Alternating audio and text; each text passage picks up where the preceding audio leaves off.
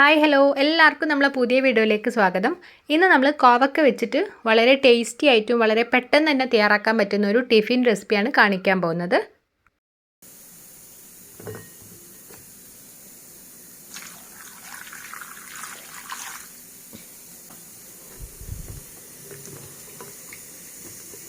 അങ്ങനെ നമ്മൾ കോവക്കയെല്ലാം നന്നായിട്ട് കഴുകിയിട്ട് വെള്ളം ഒഴിവാക്കി എടുത്തിട്ടുണ്ട്. ഇനിയിപ്പോൾ നമുക്കിത് കട്ട് ചെയ്തെടുക്കാം. അപ്പോൾ ഞാൻ കോവക്കയുടെ രണ്ട് സൈഡിലുള്ള ഒരു ഞെട്ടി ഒന്നിങ്ങനെ കട്ട് ചെയ്തതിന് ശേഷം ഒന്ന് സ്ലൈസ് ആക്കിയിട്ടാണ് കേട്ടോ എടുക്കുന്നത്. ഇതുപോലെ നീളത്തിലാണ് കട്ട് ചെയ്തെടുക്കുന്നത്. എന്നിട്ട് പകുതിയാക്കി കൊടുക്കുന്നുണ്ട്. കാരണം കുറച്ചൊരു നീളം കൂടുതലുള്ളതാണ്. അപ്പോൾ പകുതി ആക്കിയിട്ടില്ല എന്നുണ്ടെങ്കിൽ നല്ല ലെങ്ത്തായിട്ട് തോന്നും. അപ്പോൾ അതുകൊണ്ട് പകുതിയാക്കി കൊടുക്കുന്നുണ്ട്. അപ്പോൾ കുറച്ച് മാത്രം ചിലത് മാത്രമേ ചെറുതുള്ളായിരുന്നു. അപ്പോൾ അത് ഞാൻ അതേപോലെ തന്നെ പകുതിയാക്കാതെ വിട്ടു കൊടുത്തിട്ടുണ്ട് കേട്ടോ. നിങ്ങൾക്ക് നല്ല തിന്നായിട്ട് കട്ട് ചെയ്യണമെങ്കിൽ അങ്ങനെയും കട്ട് ചെയ്തെടുക്കാം കേട്ടോ. അപ്പോൾ കട്ട് ചെയ്തതിന് ശേഷം നമ്മളെല്ലാം ഒരു ബൗളിലേക്ക് ഇട്ട് കൊടുക്കുകയാണ്.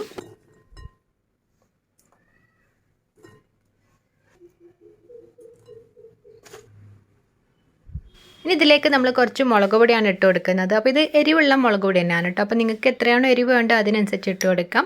പിന്നെ ആവശ്യത്തിനുള്ള മഞ്ഞൾപ്പൊടി, പിന്നെ ആവശ്യത്തിനുള്ള ഉപ്പ്, ഇത് മൂന്നും കൂടെ ചേർത്ത് കൊടുത്തിട്ട് നമ്മൾ കൈ വെച്ചിട്ട് തന്നെ നന്നായിട്ടൊന്ന് മിക്സ് ചെയ്തിട്ട് എല്ലാ ഭാഗത്തേക്കും എത്തുന്ന രീതിയിലൊന്ന് ഞരടിയിട്ടൊന്ന് മിക്സ് ചെയ്ത് കൊടുക്കുകയാണ് കേട്ടോ.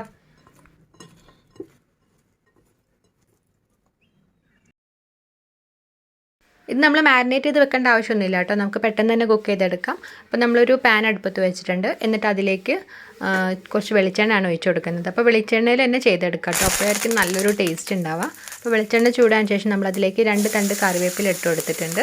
എന്നിട്ട് നമ്മൾ മിക്സ് ചെയ്ത് വെച്ചിട്ടുണ്ടായിരുന്ന കോവക്ക കംപ്ലീറ്റ് ആയിട്ട് ഇതിലേക്ക് ഇട്ട് കൊടുക്കുകയാണ്. ഇനി നമ്മളിത് നന്നായിട്ടൊന്ന് മിക്സ് ചെയ്തിട്ട് ഒരു മീഡിയം ഫ്ലെയിമിലൊന്ന് ഫ്രൈ ചെയ്തെടുക്കുകയാണ് കേട്ടോ. അപ്പോൾ ഒരുപാടങ്ങ് ഫ്രൈ ആകേണ്ട ആവശ്യമില്ല. എന്നാൽ ആ സൈഡൊക്കെ ഒന്ന് ചെറുതായിട്ടൊന്ന് ഇങ്ങനെ മുരിഞ്ഞ് വരുമ്പം നല്ലൊരു ടേസ്റ്റാണ്.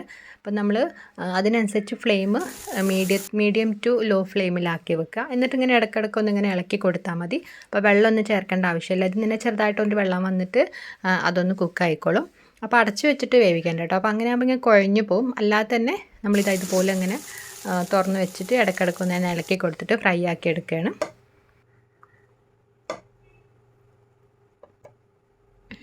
ഇത്രയേ ഉള്ളൂ. നമ്മൾ കോവക്ക സ്പൈസി ആയിട്ടുള്ള മെഴുക്കുപുരട്ടി ഇവിടെ റെഡി ആയിട്ടുണ്ട്. വളരെ ടേസ്റ്റി ആയിട്ടും വളരെ പെട്ടെന്ന് തന്നെ തയ്യാറാക്കാൻ പറ്റുന്നതാണ്.